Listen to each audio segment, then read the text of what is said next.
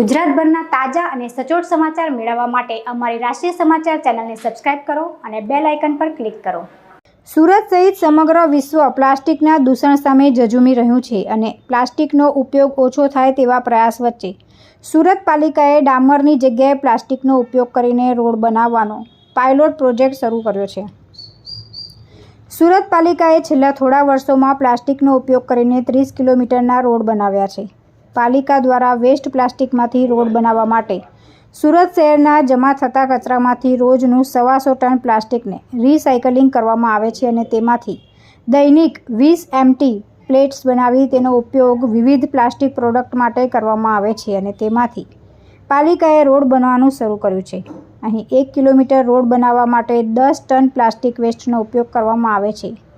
આ રોડ ડામર કરતાં મજબૂત હોવાનો દાવો થઈ રહ્યો છે। પાલિકા દ્વારા શરૂ કરાયેલા આ પ્રોજેક્ટમાં સફળતા મળતા આગામી સમયમાં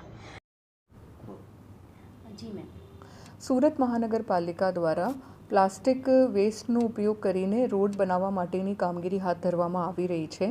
સુરત શહેરમાં સુમૂલ ડેરી સાથે ટાઈઅપ કરીને અને બીજા જેટલા પણ પ્લાસ્ટિક સેન્ટર્સ છે જ્યાંથી પ્લાસ્ટિક મળી શકે અને એક હેલ્પલાઇન પણ આ બાબતમાં લોન્ચ કરવામાં આવી છે જ્યાં લોકો પ્લાસ્ટિકનું વેસ્ટ આપી શકે।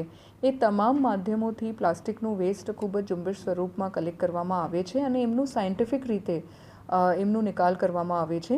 એક plastic waste management plant PPP ધોરણે બનાવવામાં આવ્યું છે અને એમાં શ્રેડેડ પ્લાસ્ટિક થકી રોડ કન્સ્ટ્રક્શનની દિશામાં સુરત મહાનગરપાલિકા આગળ વધી છે।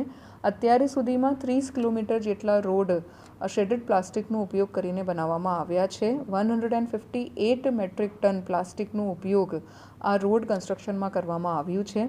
ભવિષ્યમાં પણ વર્ષ 2024-25માં 4.5 કિલોમીટર રોડ પ્લાસ્ટિકનો ઉપયોગ કરીને બનાવવામાં આવે અને 50 મેટ્રિક ટન જેટલું અંદાજિત પ્લાસ્ટિક એના માટે વાપરવામાં આવે એવી રીતનું આયોજન સુરત મહાનગરપાલિકા તરફથી કરવામાં આવ્યું છે। આ તમામ રોડ્સનું સાયન્ટિફિક સ્ટડીઝ અને ટેકનિકલ એક્સપર્ટ સાથે મળીને ડિઝાઇન નક્કી કરવામાં આવી છે અને એમની રોડની ગુણવત્તા બાબતે પણ થર્ડ પાર્ટી ઇન્સ્પેક્શન કરવામાં આવ્યું છે અને સારા પરિણામો પછી હવે બીજા વિસ્તારોમાં પણ આ પ્રકારની કામગીરી હાથ ધરવામાં આવી રહી છે।